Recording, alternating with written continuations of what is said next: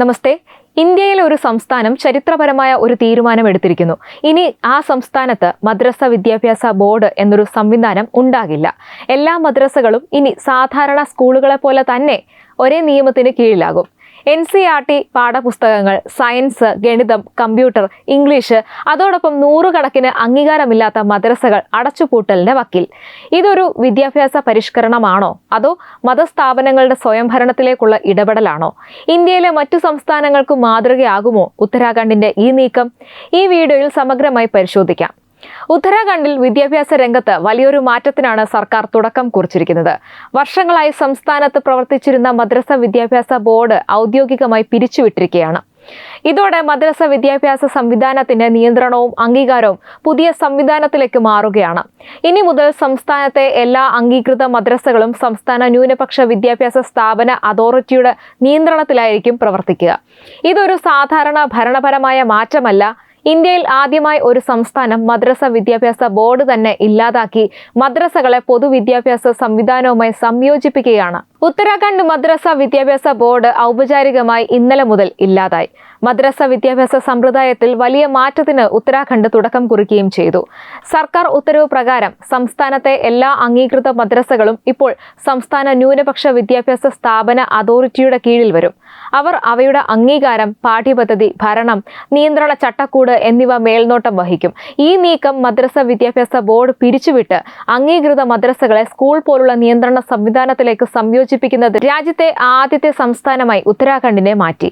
മതവിദ്യാഭ്യാസം മാത്രം ഇനി പര്യാപ്തമല്ലെന്നും ആധുനിക അക്കാദമിക് കഴിവുകൾ വിദ്യാർത്ഥികളെ സജ്ജമാക്കുന്നതിന് മദ്രസകൾ മുഖ്യധാര വിദ്യാഭ്യാസ മാനദണ്ഡങ്ങളുമായി പൊരുത്തപ്പെടണമെന്നും സംസ്ഥാന സർക്കാർ വാദിച്ചു. സംസ്ഥാന സർക്കാരിന്റെ വാദം വളരെ വ്യക്തമാണ്. ഇന്നത്തെ ലോകത്ത് മതപഠനം മാത്രം മതിയാകില്ല. ഒരു വിദ്യാർത്ഥിക്ക് ജോലി നേടാനും മത്സര പരീക്ഷകൾ എഴുതാനും ഉന്നത വിദ്യാഭ്യാസത്തിലേക്ക് പ്രവേശിക്കാനുമൊക്കെ സാങ്കേതിക ലോകത്ത് മുന്നേറാനും ആധുനിക വിദ്യാഭ്യാസം അനിവാര്യമാണ്. അതുകൊണ്ടാണ് മദ്രസകളിലും ദേശീയ വിദ്യാഭ്യാസ നിലവാരമുള്ള പഠനം എത്തിക്കണമെന്നാണ് സർക്കാർ പറയുന്നത്. അതായത് മതപഠനം തുടരാം, പക്ഷേ അതിനൊപ്പം ദേശീയ വിദ്യാഭ്യാസ നിലവാരവും ഉറപ്പാക്കണം. വരുന്ന മാറ്റങ്ങൾ എന്തൊക്കെയാണ്? ഇതാണ് ഏറ്റവും പ്രധാനപ്പെട്ട ചോദ്യം. പുതിയ ഉത്തരവ് അനുസരിച്ച് സംസ്ഥാനത്തുടനീളമുള്ള രജിസ്റ്റർ ചെയ്ത എല്ലാ മദ്രസകളിലും ഇപ്പോൾ സ്കൂൾ പാഠ്യപദ്ധതി പഠിപ്പിക്കും. കൂടാതെ സ്കൂളുകൾക്ക് ബാധകമായ എല്ലാ നിയമങ്ങളും മാനദണ്ഡങ്ങളും ഇനി ഈ മദ്രസകൾക്കും ബാധകമാകും. മദ്രസകൾ ഈ പുതിയ സംവിധാനവുമായി പൊരുത്തപ്പെടേണ്ടതുണ്ട്. ദേശീയ വിദ്യാഭ്യാസ മാനദണ്ഡങ്ങൾ പാലിക്കുന്ന ഒരു NCERT അധിഷ്ഠിത പാഠ്യപദ്ധതി അവർ സ്വീകരിക്കുകയും ആധുനിക വിഷയങ്ങളിലും പ്രബോധനം നൽകുകയും വേണം. ഇതിലൂടെ മദ്രസ വിദ്യാർത്ഥികളും പൊതുവിദ്യാഭ്യാസ രംഗത്തെ മറ്റു കുട്ടികളുമായി ഒരേ നിലവാരത്തിലെത്തുമെന്നാണ് സർക്കാരിന്റെ പ്രതീക്ഷ. ഉത്തരാഖണ്ഡിൽ അംഗീകാരമില്ലാത്ത 500-നടുത്ത് മദ്രസകളുണ്ട്. അവിടെ വർഷങ്ങളായി ഇസ്ലാമിക വിദ്യാഭ്യാസം നൽകുന്നു. ഈ സ്ഥാപനങ്ങൾ പ്രതിസന്ധിയിലാകും. കണക്കുകൾ പ്രകാരം ഏകദേശം 60,000 മുതൽ 70,000 വരെ വിദ്യാർത്ഥികൾ ഉത്തരാഖണ്ഡിലെ മദ്രസകളിൽ പഠിക്കുന്നുണ്ട്. പരമ്പരാഗത മത വിദ്യാഭ്യാസത്തിന് പുറമെ ദേശീയ വിദ്യാഭ്യാസ നിലവാരവുമായി പൊരുത്തപ്പെടുന്ന ഒരു NCERT അധിഷ്ഠിത സ്കൂൾ പാഠ്യപദ്ധതി ഇപ്പോൾ മദ്രസകളിലും പഠിപ്പിക്കും. ശാസ്ത്രം, ഗണിതം, കമ്പ്യൂട്ടർ പഠനം തുടങ്ങിയ ആധുനിക വിഷയങ്ങളിലും വിദ്യാർത്ഥികൾക്ക് നിർദ്ദേശം ലഭിക്കും. അതോറിറ്റിയുടെ നിയമങ്ങളും മാനദണ്ഡങ്ങളും പാലിക്കാത്ത മദ്രസകൾക്കെതിരെ സർക്കാർ കർശനമായ നിലപാട് സ്വീകരിക്കും. അത്തരം സ്ഥാപനങ്ങൾ അടച്ചുപൂട്ടപ്പെടും. സംസ്ഥാനത്തെ ഈ അംഗീകൃത മദ്രസകളെല്ലാം ഇപ്പോൾ പുതിയ ചട്ടങ്ങൾ പാലിക്കേണ്ടതുണ്ട്. വർഷങ്ങളായി അംഗീകാരമില്ലാതെ പ്രവർത്തിക്കുന്ന ഏകദേശം 500 മദ്രസകളും ഉത്തരാഖണ്ഡിലുണ്ട്. ഇനി മുതൽ മദ്രസകൾക്ക് പ്രത്യേക നിയമങ്ങളല്ല, സാധാരണ സ്കൂളുകൾക്ക് ബാധകമായ നിയമങ്ങൾ തന്നെയാകും ഇവർക്കും ബാധകമാവുക. അതായത് അധ്യാപക യോഗ്യത, വിദ്യാർത്ഥികളുടെ രജിസ്റ്റർ, ഹാജർ സംവിധാനം, കെട്ടിട സുരക്ഷ, ശുചിത്വ മാനദണ്ഡങ്ങൾ, അഗ്നി സുരക്ഷ, പാഠ്യപദ്ധതി, പരീക്ഷാ സംവിധാനം, രേഖാ പരിശോധന, സർക്കാർ പരിശോധന എല്ലാം ഇനി നിർബന്ധമാകും. പുതിയ സംവിധാനം നടപ്പിലാകുന്നതോടെ നിയമവിരുദ്ധമോ രജിസ്റ്റർ ചെയ്യാത്തതോ ആയ ഈ മദ്രസകൾ അടച്ചുപൂട്ടേണ്ടി വരും. അംഗീകാരമില്ലാത്ത മദ്രസകളുടെ കാര്യം സംസ്ഥാനത്ത് പ്രവർത്തിക്കുന്ന നൂറുകണക്കിന് അംഗീകാരമില്ലാത്ത മദ്രസകളിൽ ഈ നയം കാര്യമായ സ്വാധീനം ചെലുത്തുമെന്ന് പ്രതീക്ഷിക്കുന്നു. സർക്കാർ കണക്കുകൾ പ്രകാരം ഉത്തരാഖണ്ഡിലെ ഏകദേശം 500 മദ്രസകൾ വർഷങ്ങളായി ഇസ്ലാമിക വിദ്യാഭ്യാസം നൽകുന്നതിനിടയിൽ ഔദ്യോഗിക അംഗീകാരമില്ലാതെ പ്രവർത്തിക്കുന്നുണ്ട്. പുതിയ നിയന്ത്രണ സംവിധാനം നിലവിൽ വന്നതോടെ ഈ സ്ഥാപനങ്ങൾ കൂടുതൽ പരിശോധന നേരിടുന്നു. നിർദ്ദിഷ്ട മാനദണ്ഡങ്ങളും നിയന്ത്രണ ആവശ്യകതകളും പാലിക്കുന്നതിൽ പരാജയപ്പെടുന്ന മദ്രസകൾ അടച്ചുപൂട്ടൽ നേരിടേണ്ടി വരുമെന്ന് സർക്കാർ സൂചിപ്പിക്കുന്നു. നിയന്ത്രണം ആരുടെ കയ്യിൽ? മദ്രസ മദ്രസ വിദ്യാഭ്യാസ ബോർഡിന് പകരം ഇപ്പോൾ എല്ലാ അധികാരവും ലഭിക്കുന്നത് സംസ്ഥാന ന്യൂനപക്ഷ വിദ്യാഭ്യാസ സ്ഥാപന അതോറിറ്റിക്കാണ്. ഇവർക്ക് ലഭിക്കുന്ന അംഗീകാരങ്ങൾ എന്തൊക്കെയാണെന്ന് നോക്കാം. അംഗീകാരം നൽകൽ, അംഗീകാരം റദ്ദാക്കൽ, പാഠ്യപദ്ധതി മേൽനോട്ടം, ഭരണ പരിശോധന, സാമ്പത്തിക രേഖകൾ പരിശോധിക്കൽ, നിയമലംഘനങ്ങൾ കണ്ടെത്തൽ, ആവശ്യമായാൽ സ്ഥാപനങ്ങൾക്കെതിരെ നടപടി സ്വീകരിക്കൽ. ഏറ്റവും വലിയ പ്രതിസന്ധി അംഗീകാരമില്ലാത്ത 500 മദ്രസകൾ.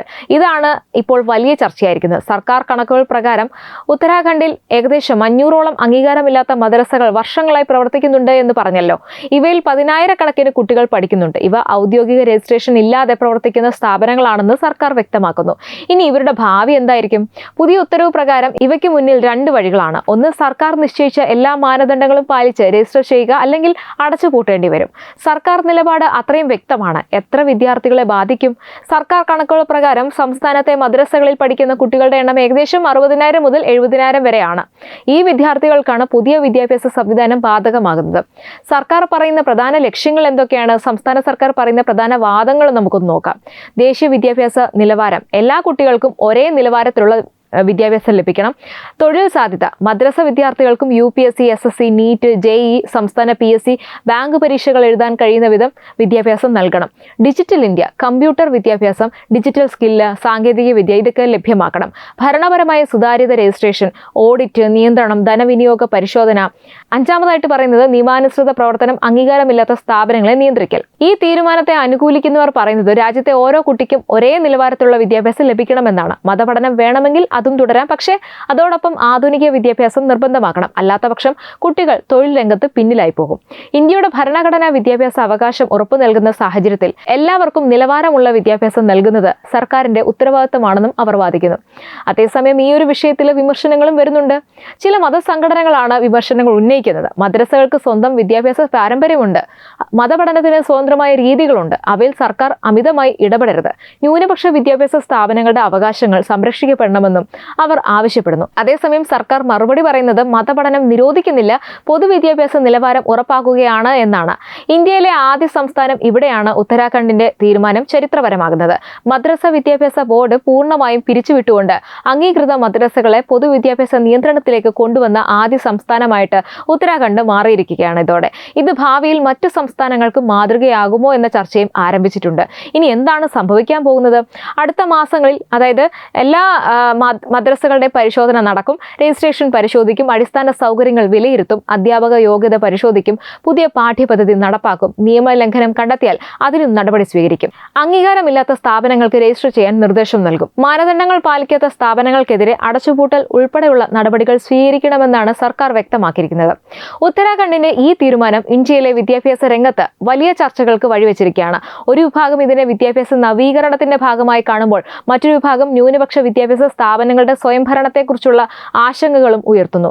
ഈ നയത്തിന്റെ യഥാർത്ഥ ഫലങ്ങൾ എത്രത്തോളം വിജയകരമാകുമെന്ന് വിലയിരുത്താൻ സമയമെടുക്കും. എന്നാൽ മദ്രസകളിൽ ആധുനിക വിഷയങ്ങളും ദേശീയ നിലവാരത്തിലുള്ള പാഠ്യപദ്ധതിയും ഉൾപ്പെടുത്താനുള്ള ശ്രമം രാജ്യവ്യാപകമായി ഒരു ചർച്ചയ്ക്ക് തുടക്കമിട്ടിരിക്കുകയാണ്. ഈ വിഷയത്തെക്കുറിച്ചുള്ള നിങ്ങളുടെ അഭിപ്രായം എന്താണ്? മദ്രസകളിൽ മതപഠനത്തോടൊപ്പം NCERT അടിസ്ഥാനമാക്കിയ ആധുനിക വിദ്യാഭ്യാസം നിർബന്ധമാക്കുന്നത് ശരിയായ നീക്കമാണെന്ന് നിങ്ങൾ കരുതുന്നുണ്ടോ? ഉണ്ടെങ്കിൽ അഭിപ്രായം കമന്റ് ചെയ്യുക. വീഡിയോ ഉപകാരപ്രദമായെങ്കിൽ ലൈക്ക് ചെയ്യാനും ഷെയർ ചെയ്യാനും മറക്കരുത്. കൂടുതൽ വാർത്തകൾക്കായി നമ്മുടെ ചാനൽ സബ്സ്ക്രൈബ് ചെയ്യുക. വെബ് ഡെസ്ക് തത്വമൈ ന്യൂസ്.